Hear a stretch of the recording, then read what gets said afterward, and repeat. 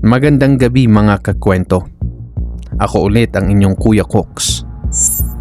May mga kasong kahit sa simpleng lugar nagsimula pero kalaunan ay yumanig sa buong bansa. Ngayon, tatalakayin natin ang isa sa pinakakilalang serial killer case sa South Korea. Isang lalaking sa simula ay mukhang ordinaryong magsasaka lamang. Pero sa likod ng kanyang tahimik na buhay ay unti-unting nabuo ang isang madilim at nakakatakot na lihim. Hindi ito basta kwento ng krimen, kundi kwento ng unti-unting pagkaputol ng hangganan sa pagitan ng tao at halimaw. Mula sa simpleng baryo hanggang sa sunod-sunod na pagkawala ng mga babae, hanggang sa tuluyang mabunyag ang nakakagulat na katotohanan. Isa-isahin natin kung paano nagsimula, paano lumala at paano siya tuluyang nahuli. Kaya kung handa ka na, simulan na natin ang kwento. Nagsimula ang lahat sa maliit na baryo ng Sinchomyon. Humigit kumulang 150 kilometro mula sa Seoul. Karaniwan ay tahimik at payapa ang lugar. Ngunit nung ika-1 ng Marso taong 1970, ipinanganak doon ang isang batang nangangalang Kang Huson. Sa paglipas ng panahon, ang magiging kapalaran niya ay mas madilim pa kaysa sa ilan sa mga pinakanakakatakot na urban legend sa South Korea. Pangatlo si Huson sa 5 magkakapatid at umaasa ang kanyang mga magulang na tutulong siya sa kabuhayan ng pamilya dahil umiikot ang buhay sa Sinchon sa pagsasaka at pag-aalaga ng hayop. Sa paaralan, inilarawan siya ng mga guro bilang maayos at relihiyosong estudyante. Ngunit ayon sa ilang kaklase niya, madalas daw siyang mapag-isa at gumagala sa kagubatan habang nangungulekta ng mga kakaibang bagay tulad ng lumang kutsilyo, kakaibang bato at maging ang mga buto ng hayop na nakikita niya sa paligid. Sa kabila nito, mukha naman siyang ordinaryong binata at walang malinaw na sinyalis ng kalupitan. Ngunit hindi niya gusto ang paulit-ulit na trabaho sa bukid at pag-aalaga ng hayop. Dahil sa pressure at inaasahan ng kanyang pamilya, unti-unti siyang nawalan ng interes sa buhay. Pagkatapos niyang graduate noong 1989, pinili niya ang pinakamadaling direksyon. Una siyang tumulong sa mga kamag-anak sa bahay. Ngunit kalaunan ay nag-enlist siya sa Armed Forces of the Republic of Korea upang makaalis sa nakakasawang routine ng kanyang buhay. Posibleng umaasa siyang makakahanap doon ng bagong simula, pero nauwi rin ito sa kahihiyan. Habang nasa serbisyo, nasangkot si Huson sa maliliit na pagnanakaw. Isang araw, matapos bumalik mula sa bakasyon, nahuli siyang nagnanakaw ng baka. Dahil dito, agad siyang tinanggal sa serbisyo at nalagyan ng hindi magandang record sa kanyang personal file. At nangyari ito wala pang 2 taon matapos siyang sumali sa militar. Matapos matanggal sa serbisyo, palipat-lipat siya ng trabaho. Naging truck driver siya, nagtrabaho sa construction site at sumubok din sa maliit na negosyo. Kalaunan, nakilala niya ang isang babae na kanyang minahal at pinakasalan. Mabilis na naganap ang kasal at sa edad na 22 ay isa na siyang asawa at ama ng 2 lalaki. Inakala ng mga tao sa paligid nila na magiging maayos ang buhay ni Huson dahil mayroon na siyang pamilya na dapat alagaan. Ngunit iba ang naging realidad. Madalas mag-away ang mag-asawa dahil parehong pagod sa araw-araw na responsibilidad at pag-aalaga ng mga anak. Ayon sa mga kapitbahay, minsan ay umaabot pa sa labas ng bahay ang kanilang sigawan. Nang ipanganak ang kanilang pangalawang anak, tila tuluyan nang naubos ang kanilang pasensya sa isa't isa. Noong taong 1978, naghiwalay sila at matapos ang diborsyo ay nagdesisyon si Huson na umalis sa kanilang baryo upang magsimulang muli. Dinala niya ang kanyang mga anak sa isang maliit na bayan sa hilaga ng dati nilang tirahan. dahil naniniwala siyang doon niya matatagpuan ang mas maayos at modernong buhay na matagal na niyang pinapangarap. Upang masuportahan ang sarili at ang kanyang mga anak, bumili siya ng lupain at nagsimulang mag-alaga ng baboy, baka, bubuyog at manok. Sa madaling salita, naging magsasaka siya. Marami sa mga taga-baryo ang nagtaka kung hanggang kailan siya magtatagal sa ganitong klase ng buhay. Sa unang tingin, mukha siyang mabuting magsasaka na kayang suportahan ang sarili gamit ang karne at pulot na kanyang ginagawa. Ngunit may isang bagay na hindi napapansin ng mga tao.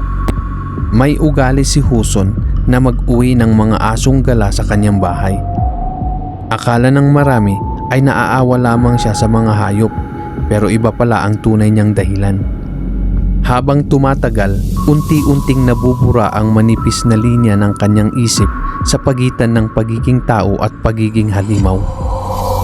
Naging mas madilim ang kanyang mga eksperimento at kakaibang gawain. Mula sa pagkatay ng mga hayop sa bukid, umabot siya sa malupit na pagpatay ng mga asong pinupulot niya sa kalsada sa kunwaring pag-aalaga. Kilala sa criminology na maraming serial killer ang nagsisimula sa pananakit ng hayop, at hindi naging exception si Huson. Nagagawa niyang pumatay ng mga hayop nang walang emosyon, at pagkatapos nito ay kumikilos na parang normal lang ang lahat. Sa kabila ng madilim niyang ugali, patuloy pa rin siyang sumubok bumuo ng pamilya. Ngunit maging ang kanyang ikatlong kasal ay nagtapos din sa matinding away at diborsyo. Habang lumilipas ang panahon, lalo siyang napupuno ng galit sa mga babae. Naniniwala siyang lagi siyang iniiwan at siya lamang ang sinisisi sa lahat ng problema. Kalaunan, nakilala niya ang kanyang ikaapat na asawa na si Hejin, isang may-ari ng massage parlor. Nakakagulat dahil tila naging maayos ang relasyon nilang dalawa.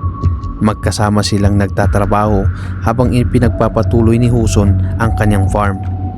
Umaasa silang magiging sapat ang kanilang pinagsamang kita upang magkaroon ng mas matatag na buhay. Ngunit noong ika-30 ng Oktubre, taong 2005, biglang nagbago ang lahat. Sa araw na iyon, bibisita sana si Hejin sa kanyang ina. Magkasama silang naglakad, nagkape at matagal na nagkwentuhan tungkol sa buhay. Ngunit habang nasa loob sila ng bahay, bigla nilang naamoy ang matapang na amoy ng usok. Mabilis na kumalat ang apoy at sa loob lamang ng ilang minuto ay halos natupok nito ang buong bahay. Ang mas masama, ang pinagmulan mismo ng sunog ay sa bahagi ng bahay kung saan naroon si Hejin at ang kanyang ina.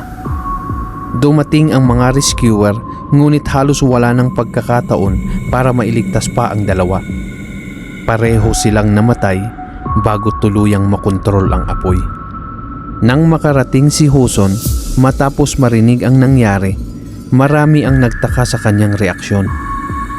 Mukha siyang malungkot, ngunit tila malamig at parang walang nararamdaman. May ilang naniniwalang epekto lamang ito ng matinding pagkabigla, habang ang iba naman ay naghinala na may mas malalim na dahilan sa likod ng kanyang asal. Samantala, nais sana ng pamilya ni Hejin na magkaroon ng mas masusing investigasyon tungkol sa sunog. Ngunit ayon sa official investigation, isa lamang itong aksidente. Posibleng faulty wiring o maliit na problema sa bahay ang naging sanhi ng trahedya. Dahil walang malinaw na ebidensyang nagsasabing sinadya ang sunog, mabilis ding isinara ang kaso. Para kay Huson, tila naging malaking dagok ang pagkawala ng kanyang asawa. Mas lalo siyang naging sarado sa mga tao at madalas na nakikitang mahina at iritable ayon sa ilang nakakakilala sa kanya. Sinabi rin ng mga kapitbahay na bihira na siyang lumabas at halos tumigil na sa pakikisalamuha sa iba. Ngunit habang iniisip ng mga tao na isa lamang siyang lalaking nilamon ng lungkot at trahedya, may mas madilim na pagbabago palang nagaganap sa kanyang isip. At sa puntong iyon, tila hindi na sapat para kay Huson ang pagpatay ng hayop dahil unti-unti na siyang nagsimulang manghuli ng tao. Ang unang biktima ni Huson ay isang lokal na police officer na papasok sana sa trabaho ng madaling araw. Habang dumaraan siya, huminto si Huson at inalok siyang ihatid gamit ang kanyang sasakyan. Habang suot ang pamilyar niyang maskara ng kabaitan at pagiging maayos kausap. Dahil wala naman siyang nakitang dahilan para matakot, pumayag ang babae na sumakay. Ngunit makalipas lamang ang ilang minuto, napansin niyang ibang direksyon na ang tinatahak nila. Nang subukan niyang kunin ang kanyang telepono, marahas itong inagaw ni Huson. Dinala niya ang babae sa isang liblib na lugar kung saan niya ito pinagsasaktan at kalaunan ay sinakal hanggang mawalan ng buhay. Pagkatapos nito, inilibing niya ang katawan malapit sa kanyang bahay at sinadyang putulin ang dulo ng mga daliri ng biktima upang mahirapan ang mga investigador na makakuha ng ebidensya. Pagkatapos ng insidente, bumalik si Huson sa kanyang normal na gawain na parang walang nangyari. Nag-aalaga pa rin siya ng mga hayop, nagtatrabaho sa massage parlor at palihim na nakikinig sa balita upang malaman kung may malaking paghahanap na ba para sa nawawalang babae. Ngunit walang mahalagang impormasyon na lumabas noon. Sa puntong iyon, walang witness, lead o malinaw na direksyon ang pulisya. Dahil dito, tila nakalusot si Huson sa batas. Ngunit makalipas lamang ang ilang buwan, muli niyang hinanap ang parehong pakiramdam ng panganib at kontrol. Noong ika-14 ng Disyembre, taong 2006, bumiyahe siya patimog ng Seoul upang muling maghanap ng mabibiktima. Maingat niyang pinili ang lugar na kanyang target. Kadalasan ay sa mga bar at karaoke establishments kung saan sanay ang ilang empleyado na sumama sa customer pagkatapos ng trabaho o magpatuloy ng inuman.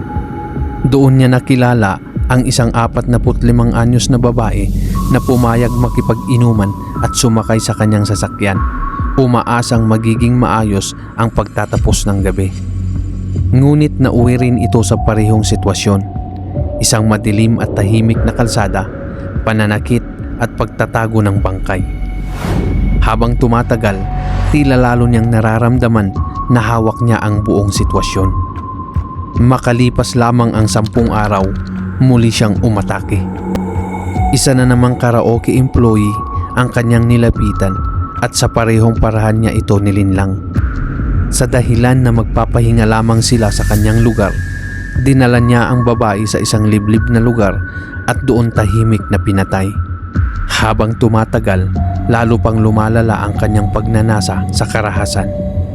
Noong unang bahagi ng Enero taong 2007, nakapatay siya ng 3 babae sa loob lamang ng 4 na araw. Kabilang sa mga naging biktima niya ang isang 52 anyos na office worker, isang 45 anyos na hostess at isang 21 anyos na university student. Ipinakita nito na hindi mahalaga kay Huson ang edad o trabaho ng kanyang target. Ang mahalaga lamang ay ang mga babaeng madaling magtiwala sa kanya. Pagsapit ng umaga ng ika-8 ng Enero taong 2007, umabot na sa 7 ang bilang ng mga babaeng kanyang pinatay. Halos pare-pareho rin ang kanyang paraan. Isang magiliw na usapan, alok na ihatid o mag-inuman, at pagkatapos ay pagkawala ng biktima. Natural lamang na magdulot ito ng matinding alarma sa mga otoridad. Nayanig ang buong komunidad dahil sa sunod-sunod na misteryosong pagkawala ng mga babae. Ngunit nang naramdaman ni Huson na umiinit na ang sitwasyon, bigla siyang tumigil at nagtago muna. Sa halip na maghanap ng panibagong biktima, ibinaling niya ang kanyang atensyon sa pera. Lumabas na ilang araw bago ang nakamamatay na sunog. Kumuha ng malaking insurance policy ang kanyang ika-4 na asawa.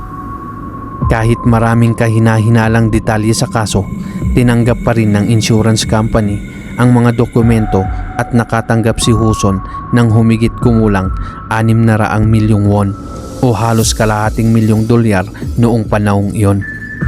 Dahil sa malaking halagang iyon, hindi na niya kailangang mag-alala tungkol sa pang-araw-araw na gastusin. Tahimik na lamang niyang minamasdan kung may mga koneksyon ba ang mga investigador sa mga nawawalang babae. Sa loob ng halos 2 taon, hindi na siya muling pumatay.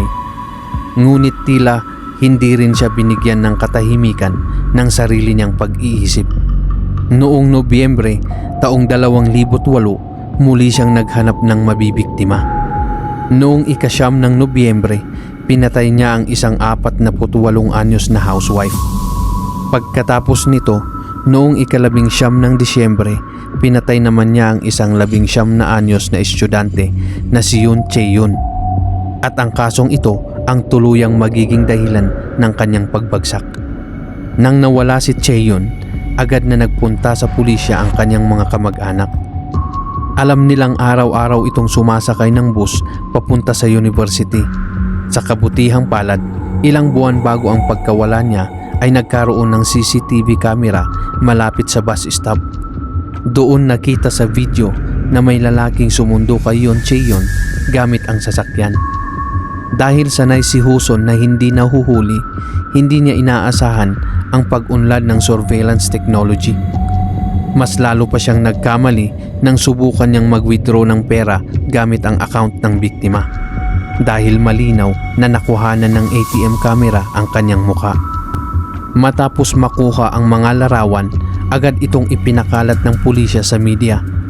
Hindi nagtagal, nakilala rin si Huson. Noong Enero 27, taong 2009, sinalakay ng mga pulis ang kanyang farm at sinimulang halugugin ang buong paligid para sa ebidensya. Ang kanilang natuklasan ay labis na ikinagulat ng mga investigador.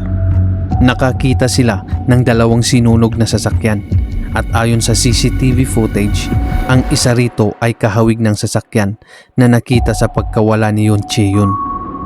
Bukod dito, nakakita rin sila ng damit panloob ng babae na may bahid ng dugo, kasama ng iba pang dugo ang kasuotan. Nang suriin ang mga blood sample, lumabas na hindi lahat ng dugo ay kay Yoon Chae-yoon. Nangangahulugan itong may iba pang biktima si Huson. Dahil sa bigat ng ebidensya, napilitan siyang aminin ang pagpatay sa 8 babae mula nung taong 2006 hanggang sa taong 2008. Dinala pa niya ang mga operatiba sa mga lugar kung saan niya inilibing ang mga biktima at ipinakita kung paano niya isinagawa ang mga krimen. Ngunit kahit umamin siya sa serye ng pagpatay, patuloy niyang itinanggi na may kinalaman siya sa pagkamatay ng kanyang asawa at biyanan. Dahil dito, muling binuksan ng mga otoridad ang kaso ng sunog. Habang pinaghahambing ang mga detalye, nagsimulang maghinala ang mga investigador na si Huson mismo ang nagsunog sa bahay upang makuha ang insurance money. Mabilis na naging sentro ng atensyon ng buong South Korea ang kaso ni Kang Huson. Halos araw-araw siyang laman ng balita habang isa-isang inilalabas ng media ang mga detalye ng kanyang mga krimen. Samantala, iginiit naman ng ilang human rights groups na huwag ilantad ang kanyang muka upang maprotektahan ang mga inosenteng kamag-anak nito.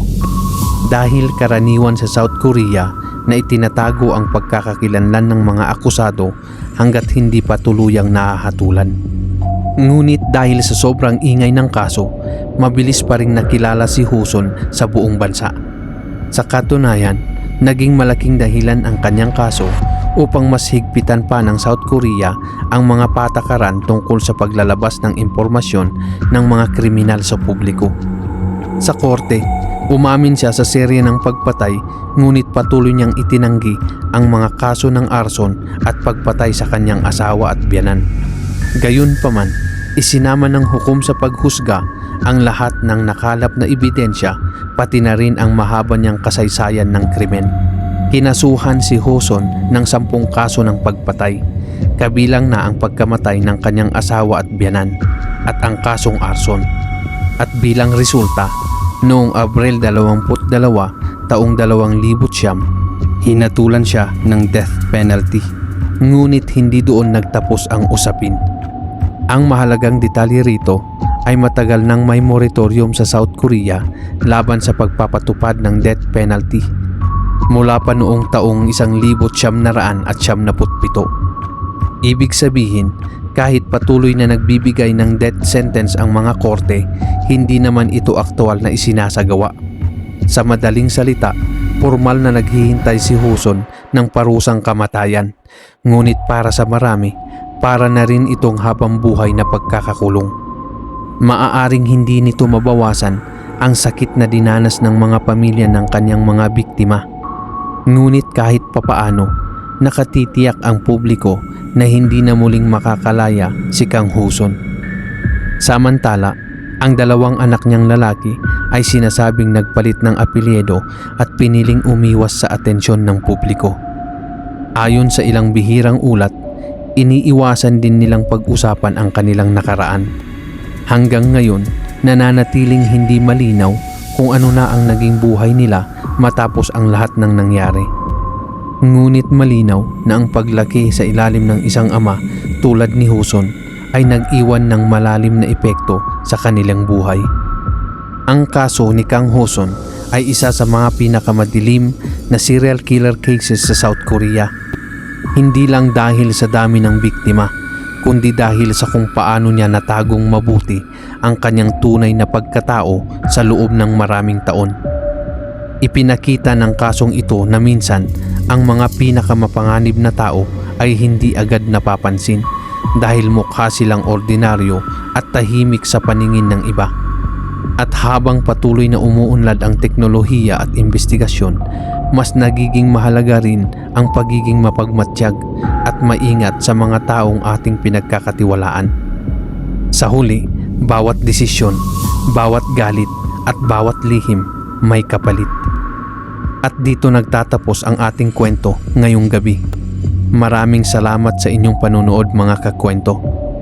Kung gusto nyo pa ng mas marami nating crime documentaries, real cases at investigative stories, huwag kalimutang mag-like, mag-subscribe at pindutin ang notification bell para lagi kayong updated sa susunod nating kwento. Mag-ingat palagi at magkita-kita tayo sa susunod na kwento.